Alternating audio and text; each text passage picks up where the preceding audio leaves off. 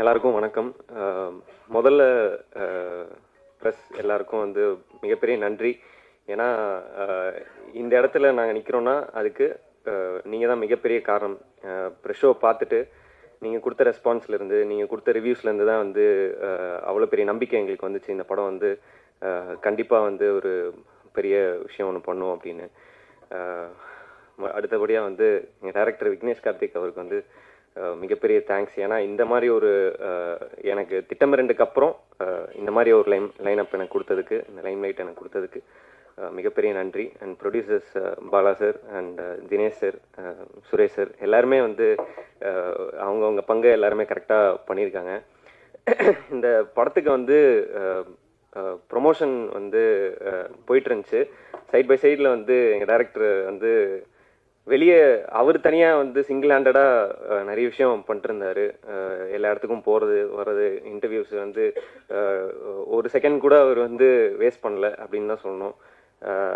நிறைய அட்மையர் பண்ணியிருக்கேன் இந்த மாதிரி விஷயங்களை. அண்டு இதில் நடித்த எல்லா ஆக்டர்ஸ் அண்ட் பர்ஃபார்மன்ஸில் எல்லாருமே சூப்பராக ஒர்க் பண்ணியிருக்கீங்க. அந்த சரவணனை செமையாக வந்து ஒரு காம்போ ஒன்று கொடுத்துருந்தாரு.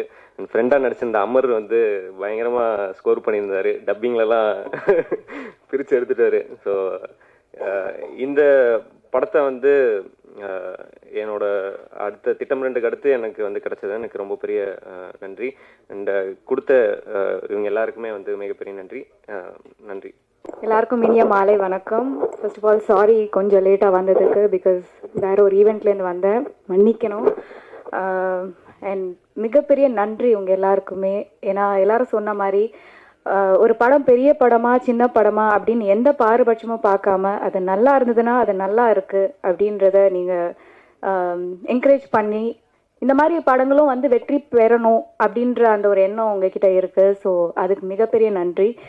And I want to thank director, because அவரை நான் நிறையா டார்ச்சர் பண்ணியிருக்கேன். கதை கேட்கறதுலேருந்து செட்டில் நிறையா டைலாக்ஸ் மாற்ற சொல்லி நிறையா டார்ச்சர் பண்ணியிருக்கேன்னு தெரியும். பட் அவர் வந்து ஒரே விஷயம் தான் சொன்னார், என்னை நம்புங்க, கண்டிப்பாக இது தப்பாக போகாது. பிகாஸ் நீங்கள் பார்த்தீங்கன்னா உங்களுக்கு தெரியும், லைக் இது வரைக்கும் நான் பண்ண கேரக்டர்ஸ்லேருந்து இது கம்ப்ளீட்டாக டிஃப்ரெண்ட். லுக்ஸ் வைஸ் எல்லாமே அவர் கம்ப்ளீட்டாக மாற்றிருக்காரு. ஸோ அவருக்கு ஒரு விஷன் இருந்தது. So like I completely trusted him. And அவரோட முன்னாடி படங்கள்லாம் பார்த்துருக்கேன். ஸோ என்ன ப்ராமிஸ் பண்ணாரோ அதை அழகாக எடுத்துகிட்டு போய் லைக் நான் ஸ்க்ரீனில் பார்க்கும்போது ஓகே அவர் என்ன சொன்னாரோ அதை தான் அழகாக எடுத்திருக்காரு அப்படின்ற அந்த ஒரு இது இருந்தது. ஸோ பார்க்கும்போது எனக்கு ரொம்ப சந்தோஷமாக இருந்தது. லைக் எஸ்பெஷலி லைக் உங்கள் ரெவ்யூஸ் அண்ட் ஆடியன்ஸ் கிட்ட வர ரியாக்ஷன் எல்லாமே பார்க்கும்போது ரொம்ப சந்தோஷமாக இருந்தது. So yes, thank you for giving me this opportunity. And என் கூட நடித்த எல்லா கோ ஆக்டர்ஸ் எல்லாருமே வந்து அவங்கவுங்க கேரக்டர்ஸ் ரொம்ப அழகாக பண்ணியிருந்தாங்க. And the producers for having the faith in the film. Like ஒரு இந்த படம் கண்டிப்பாக ஒரு நல்ல ஒரு படமாக இருக்கும் அப்படின்ற நம்பிக்கை வச்சதுக்காக. So thank you everyone. And special mention to PRO Velu. ஏன்னா அவர் வந்து எவ்வளோ மெனக்கெட்டிருக்காருன்னு தெரியும் ரைட் ஃப்ரம் டே 1. ஸோ எல்லாருக்குமே வந்து தேங்க்யூ. ஸோ ஒன்ஸ் அகேன் நன்றி, வணக்கம். எல்லாருக்கும் வணக்கம். இதே இடத்துல லாஸ்ட் டைம் நாங்கள் ட்ரெய்லர் லான்ச்சுக்கு வந்திருக்கும் போது பயங்கரம் பயந்து ஆக்சுவலி வீட்டுக்கு போய் தூங்கலாம் இல்லை. என்னடா ரொம்ப வருஷத்துக்கு அப்புறம் ஒரு படம் பண்ணியிருக்கோம், அதுக்கு இப்படி ஒரு நெகட்டிவாக வந்து வருது அப்படின்னு சொல்லிட்டு நான் பயந்தேன். ஆனால் இந்த படத்தில் நடிச்சிருக்காங்க, அப்புறம் டெக்னீஷியன் சாருக்குலாம் அப்போ எந்த மாதிரி நிலைமை இருக்கும்னு நான் யோசித்தேன். பட் யாருமே இந்த படத்தை விட்டு கொடுக்காம இந்த அளவுக்கு சக்ஸஸ் மீட்டருக்கும் கொண்டு வந்திருக்காங்க. அண்ட் நீங்களாம் அதை ஒழுங்காக ரிவ்யூ எழுதலைன்னா இந்த சக்ஸஸ் மீட்டிங் இருந்திருக்காது. ஸோ உங்கள் எல்லாருக்குமே ரொம்ப ரொம்ப நன்றி. அண்ட் சார் அது லக்ஷ்மி கேரக்டர் நான் கண்டிப்பாக நல்லபடியாக ப்ளே பண்ணியிருப்பேன் நம்புகிறேன். அண்ட் அந்த வாய்ப்பை வந்து இன்னும் மேலே மேலே ஐ prove my self. So thank you so much. Thank you all. And producers and இதில் வேலை செஞ்ச எல்லாருக்குமே ரொம்ப நன்றி. தேங்க்யூ. நான் வந்திருக்கேன்னா அதுக்கு மெயின் ரீசன் என்னோட டைரக்டர் விக்னேஷ் சார். ஸோ இன்ஸ்டாகிராம்ன்ற ஒரு அப்ளிகேஷனில் ரீல்ஸ் மூலியமாக என்னை செலக்ட் பண்ணி எனக்கு இந்த ஆப்பர்ச்சுனிட்டி கொடுத்துருக்காரு. ஸோ டேலண்ட்ஸ் எங்கே இருந்தாலுமே இந்த மாதிரி ஒரு டைரக்டர்ஸ் இருக்கும் போது எங்களுக்கும் ஒரு வாய்ப்பு கிடைக்கும்ன்றதுக்கு நான் ஒரு எக்ஸாம்பிள் இங்கே. So thank you sir, thank you producers and every one who worked in this movie. Thank you so much. இனிய வணக்கம். வந்திருக்க எல்லாருக்கும் ரொம்ப ரொம்ப நன்றி. ரொம்ப சந்தோஷமாக இருக்குது. இந்த படத்தோட ப்ரெஸ் ஷோ பார்த்துட்டு தான் ஃபஸ்ட்டு ஃபோனே பண்ணாங்க. இந்த மாதிரி ஒரு படத்தில் நடிச்சிருக்கியா, பார்த்தேன், நல்லாயிருக்கு அப்படின்னு சொல்லி சொன்னாங்க. ப்ரெஸ் பீப்புள் சொல்லிட்டாலே கண்டிப்பாக எல்லா மக்களுமே ஏற்றுக்குவாங்க அப்படின்னு நினச்சேன் நான். இன்னொன்று விக்னேஷ் கார்த்திக் படத்தில் நடிக்கிறது ரொம்ப ரொம்ப கொடுத்து வச்சுருக்கணும். அவர் ரொம்ப இந்த புக்கில் போட்டிருந்தாங்க நெவர் ஜட்ஜ் புக், இந்த கவரை பற்றி இங்கிலீஷில் ஒன்று போட்டிருக்குல்ல, அது அவருக்கு தான் ரொம்ப ரொம்ப பொருந்தும். இன்றைக்கி லீடிங்கில் இருக்கக்கூடிய மிமிக்ரி ஆர்டிஸ்ட்டில் நம்ம ஒன்றா வந்திருக்க வேண்டிய அவர் தான். அதாவது விஜய் அண்ணன் மாதிரி முதல் விஜய் சார் வாய்ஸ் பேசினது அவர் தான் ஃபஸ்ட்டு பேசினார். எங்கள் டீம்லேயே அவர் தான் ஃபஸ்ட்டு பேசினார். அதை பார்த்தா எல்லாருமே அந்த வாய்ஸை எடுத்தாங்க. ரொம்ப ஃபென்டாஸ்டிக் மிமிக்ரி ஆர்டிஸ்ட். ஆனால் அப்போல்லாம் நாங்களாம் எல்லா ஊர் பக்கம் சுற்றிட்டு இருக்கும்போது கூட ஷார்ட் ஃபிலிம் எடுக்கணும், நம்ம டைரக்ஷன் பண்ணணும்னு சொல்லி தன்னோட இதையை மாற்றிக்கிட்டு வந்தார். அதில் பெரிய வெற்றியும் அடைஞ்சிட்டாரு. அதனால் ஆனால் இந்த கேரக்டர் என்னை சூஸ் பண்ண ரொம்ப ரொம்ப தேங்க்ஸ் விக்கி. ஒரு சின்ன பிட் ரோல் தான் பண்ணியிருக்கேன். அந்த பிட்டுக்கு நல்லா ஃபிட்டாக இருக்கீங்கன்னு சொல்லி எப்படி விக்கி தெரிஞ்சுன்னு கேட்டேன். இல்லைண்ணே நான் பார்த்தேன், நீங்கள் அதை இது வரைக்கும் நீங்கள் காமெடி அதெல்லாம் இது பண்ணிட்டு இருக்கீங்களே, அது வரலன்றியா? இல்லை அது வருதுண்ணே, இது பண்ணுங்கண்ணே, வேறு மாதிரி இருக்குண்ணே, சின்ன ரோல் தானே, பிட் ரோல் தான் சொல்லி சொன்னாப்புல. ஆனால் ரோலே அப்படிதான் இருக்கு. ரொம்ப ரொம்ப சந்தோஷமா இருந்துச்சு. நான் ஒரு பச்சை மண்ணியா அப்படின்னு நான் அந்த சுபாஷ் கேரக்டர், அந்த கேரக்டர் நேம் கிகாலோ அப்படின்னாரு. எனக்கு அப்படிலாம் என்னன்னு தெரியாது விக்கி அப்படின்னு சொன்னேன். அப்படி எக்ஸ்பிளைன் பண்ணாப்புல நல்லா இருக்கே அப்படின்னு சொல்லிட்டு பண்ணேன். ஸோ ரொம்ப ரொம்ப சந்தோஷம். ஆக்சுவலாக அடுத்த படம் பெரிய ப்ராஜெக்ட் பண்ணிட்டு இருக்கீங்க விக்கி, அதில் அந்த ரோலையும் எனக்கு கொடுத்துருங்க நீங்கள். ரொம்ப நன்றி. பார்த்துட்டு இருக்க எல்லாருக்கும் நீங்கள் ரொம்ப சப்போர்ட் பண்ணுங்கள். ரொம்ப நாள் சின்ன ரொம்ப ரொம்ப இந்த ரொம்ப அடிபட்டுக்கு ஒரு ஆறுதல் பரிசு வாங்குவோம்ல, அந்த மாதிரி இருந்துச்சு. ரொம்ப வருஷம் ஆயிடுச்சு. அரண்மனை 2 காற்றின் மொழிக்கு அப்புறம் பெருசாக அந்த படம் நடிக்கலை. நான் யூடியூப் சேனலும் என்கிட்ட அதுவும் பண்ணலை. ஸோ சினிமாவை நம்பி தான் இருக்கும், நிறைய பேர் இருக்கும். தேர்ந்தெடுத்து செலக்ட் பண்ணி கூப்பிட்டதில் ரொம்ப ரொம்ப தேங்க்ஸ். அப்புறம் அந்த படம் பார்த்துட்டு இருக்கும்போது தான் நான் அதில் பார்த்தேன். நான் எங்கள் பழைய டீம் நம்ம ஜேபி குமார் ஜட்ஜாக உட்காந்துருப்பார், அவர் நம்ம மாதவன் ஃப்ரெண்ட், நம்ம லோகேஷ்லாம் பார்க்கும்போது சந்தோஷமாக இருந்துச்சு. அதுக்கே விக்கிக்கு ஒரு தனியாக பாராட்டு சொல்லணும்னு நினச்சேன். நான் பழைய ஃப்ரெண்ட்ஸில் எங்கெங்கே இருக்காங்களோ அதை கரெக்டாக யார் இந்த இதுக்கு கேரக்டர் ஆப்டாக இருப்பாங்களோ பார்த்து கூப்பிட்டாப்புல. ரொம்ப ரொம்ப தேங்க்ஸ் விக்கி. டீம் எல்லாத்துக்கும் ரொம்ப ரொம்ப நன்றி. ரொம்ப சந்தோஷம். பத்திரிகையாளருக்கு ரொம்ப ரொம்ப நன்றி. தேங்க்ஸ். எல்லாருக்கும் வணக்கம். நான் அதான் இந்த மாதிரி ஃபார்முலாக தேங்க்ஸ் சொல்லி அப்படிலாம் பேசணும்னு நினைக்கல, எதுவும் ப்ரிப்பேரும் பண்ணல. நான் மனசில் இருக்கிறது எல்லாத்தையும் அப்படியே பேசணும்னு நினைக்கிறேன். முதல்ல இந்த படம் இப்போ இந்த ஸ்டேஜில் இருக்கிறதுக்கு மிக மிக முக்கியமான காரணம் ப்ரெஸ்ஸு தான். ஸோ அதுக்கு நன்றின்றது எனக்கு ரொம்ப நார்மல் வேர்டாக தோணுச்சு. ஆக்சுவலி சாஷ்டாங்கமாக விழுந்து நன்றி சொல்லணும் அப்படின்னு பசங்கிட்ட சொன்னேன். ரொம்ப ஓவராக இருக்கும், தயவுசெய்து இந்த மாதிரிலாம் பண்ணுறாதீங்க அப்படின்னாங்க. ஸோ ரொம்ப ரொம்ப நன்றி, தேங்க்யூ ஸோ மச். ஏன் அப்படின்னா இந்த ட்ரெய்லர் ரிலீஸ்க்கு அப்புறம் அவ்வளோ நெகட்டிவிட்டிக்கு அப்புறம் நாங்கள் ப்ரெஸ் ஷோ போடும்போது எனக்கு அவ்வளோ பயம். ஏன்னா அவ்வளோ பேர் அவ்வளோ கோவத்தில் வந்தாங்க ப்ரெஸ் ஷோக்கு, என்னதான் பண்ணியிருக்கான் அப்படின்னு பார்ப்போம் அப்படின்னு ஒரு ஆங்கிளில் அந்த ஒரு மூடுல இருந்து டோட்டலா மாறி கிட்டத்தட்ட என்னோட friends and family members show பார்த்தா எப்படி இருக்குமோ அந்த அளவுக்கு கைத்தட்டி என்ஜாய் பண்ணி சிரிச்சு கடைசியில விக்னேஷ் கார்த்திக் சினிமான் பேர் வரும்போது ப்ரெஸ் ஷோல ஹோல் தியேட்டரே கைத்தட்டுறதெல்லாம் எனக்கு மிகப்பெரிய கனவு. ஸோ அதுக்கு ரொம்ப ரொம்ப நன்றி. அதுல எனக்கு என்ன தெரிஞ்சது அப்படின்னா, உங்களுக்கு ஒரு படம் பிடிச்சது, கண்டிப்பா இது நல்லா இருக்கு அப்படின்னு தோணுச்சு அப்படின்னா, எந்த கோவம் இருந்தாலும் இல்லை என்ன இருந்தாலும் எதை பத்தியுமே யோசிக்காம அதுக்கு என்ன பண்ணுமோ நீங்க பண்ணுவேன் அப்படின்றத சூப்பரா ப்ரூவ் பண்ணிருக்கீங்க. அதுக்கு ரொம்ப ரொம்ப நன்றி. Thank you so much.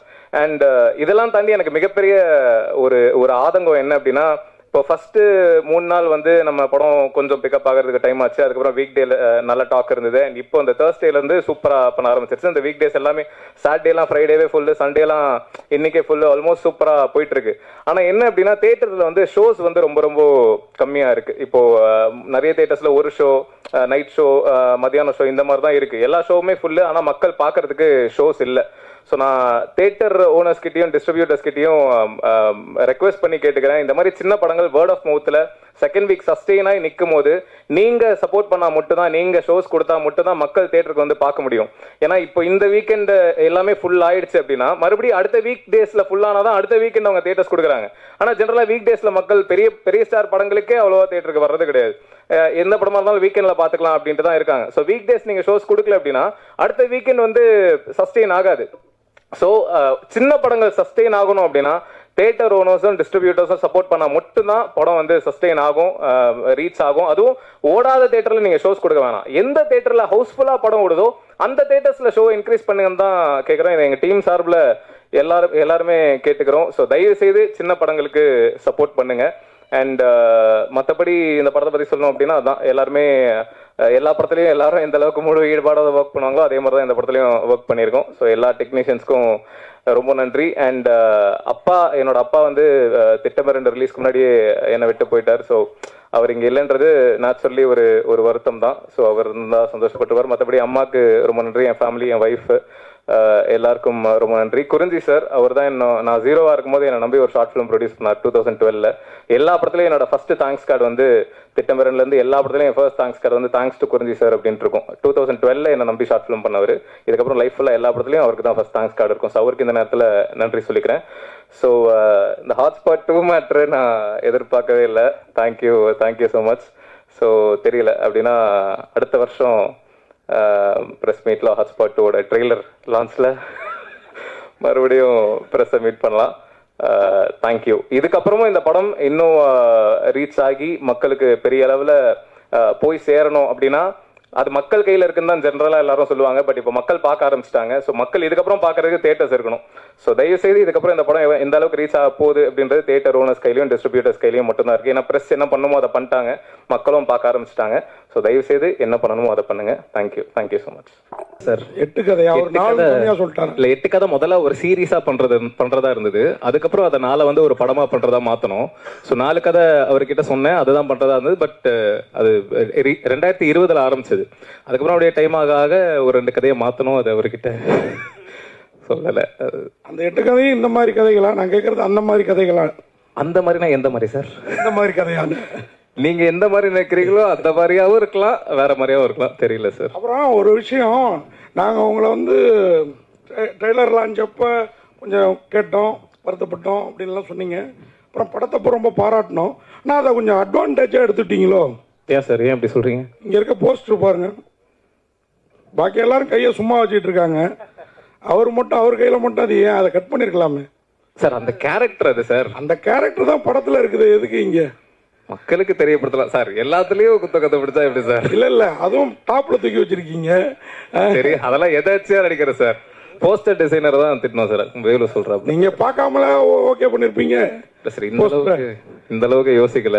இந்த அட்வான்டேஜ் வேணாம். நீங்க நல்ல கருத்தை சொல்றீங்க, நேரடியா வந்துடுங்க. இந்த மாதிரி நெகட்டிவ் இது அடுத்த படத்துக்கும் பண்ணாதீங்க. ஏன்னா கண்டிப்பா இது வந்து நமக்கு எல்லாருக்குமே சின்ன வயசுல இது என்னன்னு தெரியாது, ஆனா இன்னைக்கு எல்லாருக்குமே தெரியும் சார். ஆனா இந்த அவேர்னஸ் தேவையில்ல. அதான் அது தேவைங்க. ஆனா நம்ம அப்பா நம்ம கையில கொடுத்தா இதெல்லாம் கத்துக்க கொடுத்தாங்க. அது கரெக்ட் தான். அதுக்காக கேட்கிறோம். சரி, எனக்கு நானே மீடியாவில் கொஞ்சம் ஜாலியான பர்சன் தான். எனக்கே ஒருத்ததுன்னா மற்றவங்க நிலைமை யோசிச்சு. சரி, அடுத்த வாட்டி யோசிச்சுக்கிறோம் சார். தேங்க்யூ. ஜனனியார் பேசும்போது சொன்னாங்க, ஒரு சில டைலாக்லாம் என்னால் பேச முடியாமல் இருந்தது. அந்த டைலாக்லாம் மாற்ற சொன்னேன். அவ்வளோ வல்கராக டைலாக்லாம் கொடுத்தீங்களா அவங்களுக்கு? எந்த டைலாக் அவங்க மாற்ற சொன்னாங்க சார்? 3 வருஷம் முன்னாடி எடுத்த கதை இது. 3 வருஷம் 4 வருஷமா, அதனால ஞாபகம் இல்லை சார் என்ன டைலாக் தூக்கணும்னு. என்ன டைலாக் தூக்கணும் நீங்க பேசணும்னு சார் ஆசைப்படுறாரு சார். நிஜமா ஞாபகம் இல்லை, பட் எனக்கு 2-3 லைன்ஸை வந்து கொஞ்சம் மாற்ற சொன்னதான் ஞாபகம். ஸோ அவ்வளோதான். அதனால தான் நான் ஃபீல் பண்ணேன் கொஞ்சம் டார்ச்சர் பண்ணிட்டனும் அப்படின்னு. மற்றபடி வேற எதுவும் இல்லை. நிறைய கேள்விகள் கேட்டுட்டே இருந்தேன். இது எப்படி இருக்கும், இது எப்படி போகும், அந்த மாதிரி ரொம்ப அவரை கேள்வி கேட்டுட்டே இருந்தேன். மேபி அதுதான் அவர் கொஞ்சம் இரிட்டேட் ஆயிருக்குமோ அப்படி சொல்லி நான் சொன்னேன். இதில் ஒரு கேள்வி கேட்டு அப்படிலாம் எதுவுமே தப்பாலாம் இல்லை, கவலைப்படாதீங்க. சாரி. ஆமாம், கதை வந்து இது வரைக்கும் நான் பண்ணாத கதையாக இருந்தது. அண்ட் ஆல்சோ அது ஒரு எண்டில் வந்து ஒரு நல்ல விஷயம் டெலிவர் ஆகுது, ஒரு நல்ல மெசேஜ், ப்ரீச்சியாக இல்லாமல் சீன்ஸாக கன்வே ஆகுது. ஸோ நான் வந்து ஒரே மாதிரி படங்கள் பண்ணாமல் சம்திங் ஒரு போல்ட் கேரக்டராக இருந்தது. ஸோ அதனால் பண்ணணும்னு நினச்சேன், அவ்வளோதான்.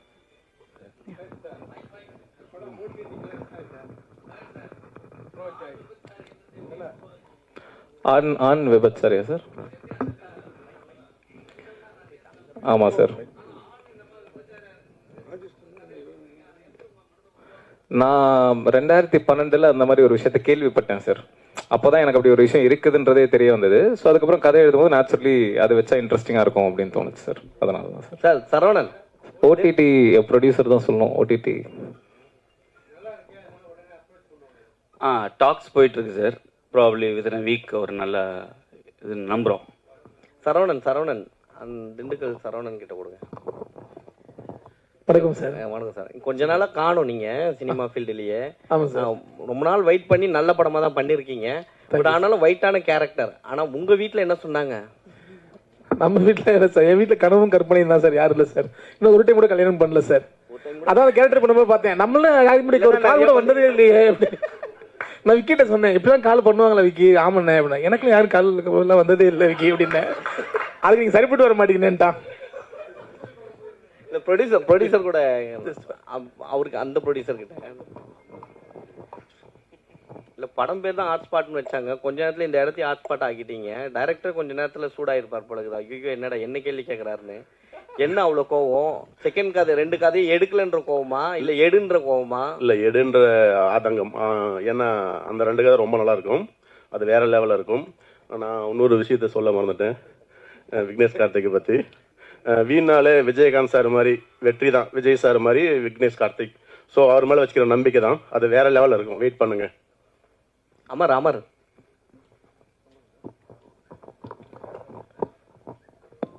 சொல்லுங்க அமர், உங்களது கூட நல்லா தான் இருக்கு போர்ஷன். செமையா நல்லா பண்ணிருக்கீங்க.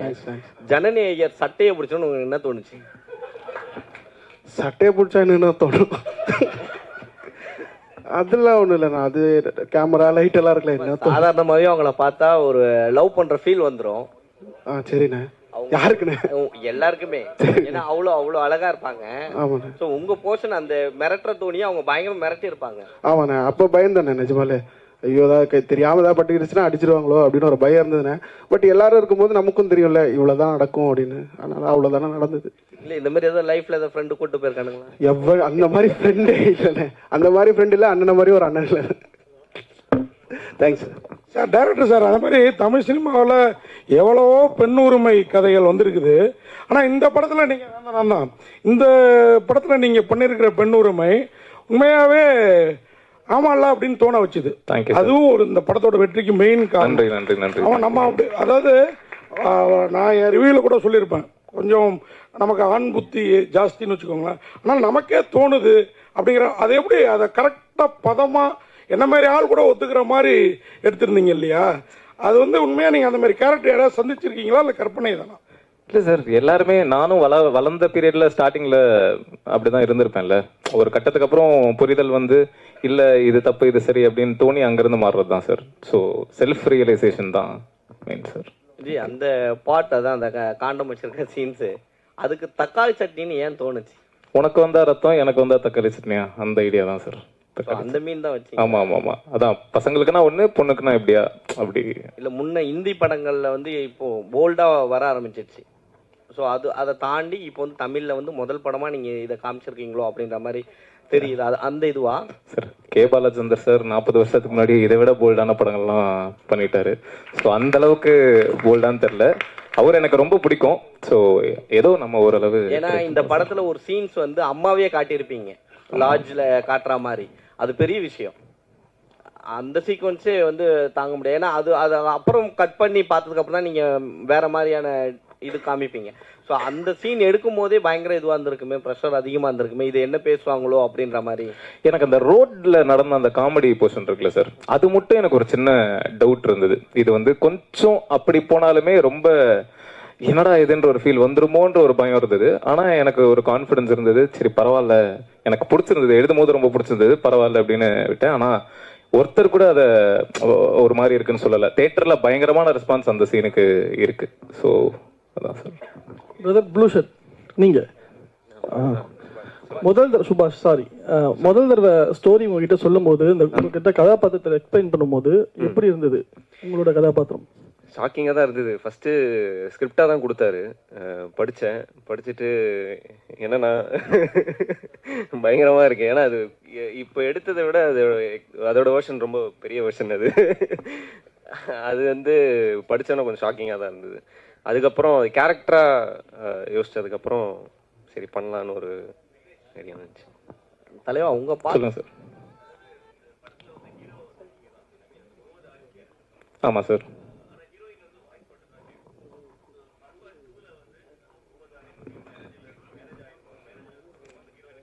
சார் ஹாட்ஸ்பாட் 2 நான் அந்த ஆங்கிள் என்ன யோசிக்கவே இல்லை. வெறுமனே விட்ட 2 கதை, அது போக 2 கதை, அப்படிதான் இருக்கு. இந்த கனெக்டிங் பாயிண்ட் இன்னும் நான் ஆக்சுவலி இந்த படம் முதல்ல பண்ணும்போது தனித்தனியா 4 கதையா தான் இருந்தது. சிலுக்கரப்பட்டி மாதிரி தான் இருந்தது. சிலுக்கரப்பட்டி மாதிரி லவ் ஸ்டோரிஸ் மாதிரி தனி 4 கதைகளா தான் இருந்தது. ரிலீஸ்க்கு ஒரு 40 நாள் முன்னாடி தான் அந்த டைரக்டர் ப்ரொடியூசர் கிட்ட சொல்ற அந்த கதையை எழுதி கனெக்டிங் பாயிண்டை வச்சு இன்டர்வல் பிளாக் வச்சு அது 40 நாள் முன்னாடி எழுதி அங்கிருந்து ஒரு வாரத்தில் ஷூட்டிங் பண்ணி அதுக்கப்புறம் முடிச்சு டப்புன்னு ரிலீஸ் பண்ணது தான். அது லாஸ்ட் மினிட் ஐடியா தான். ஸோ